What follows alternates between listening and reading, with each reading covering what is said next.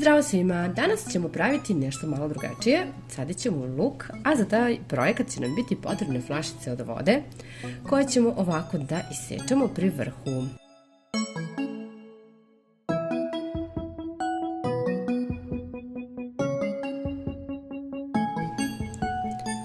Zatim ovako prislonite malo na peglu kako bi se plastika malo skupila, a kada to uradimo potrebno je da sipamo vodu. Naravno, voda iz česme je sasvim u redu.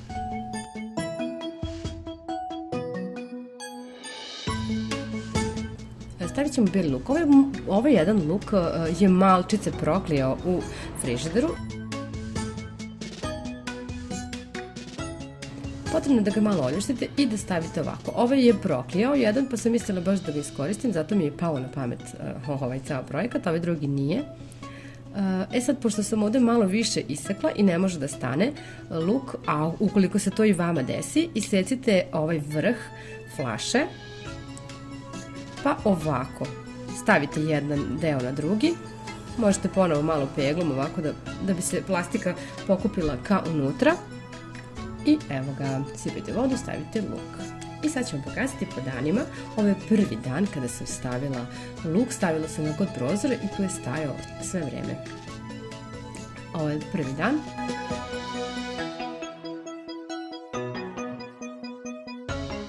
Evo ga drugi dan.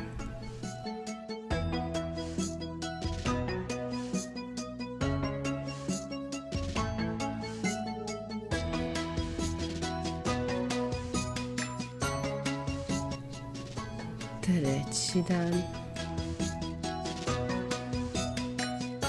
Četvrti dan, kao što vidite, već lepo napreduje. Peti dan. Pogledajte koliko je pustio korenja. Šesti dan. Sedmi. Osmi dan. I evo ga i deveti dan. Ja sam 9. dana rešila da ga prebacim u zemlju kako bi još malo porastao, ali u principu ukoliko želite mladi luk, ne morate da uradite, već sada posle 9-10 dana možete da ga koristite kao sveži mladi luk. A ukoliko kao ja budete želeli da sadite dalje, potrebno je da ovako odvojite čenove. Evo pokazat ću vam od ovog jednog belog luka, samo 2 čena nisu proklijala. Evo, njih ću da bacim, pošto mi ne trebaju.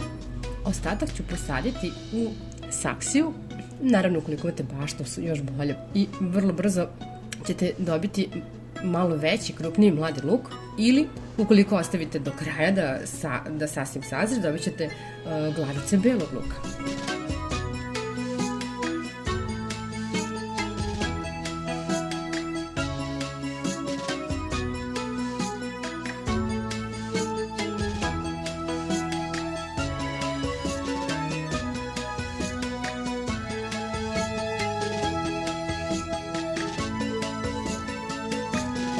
Zalijte i stavite negde kod prozora i to je to.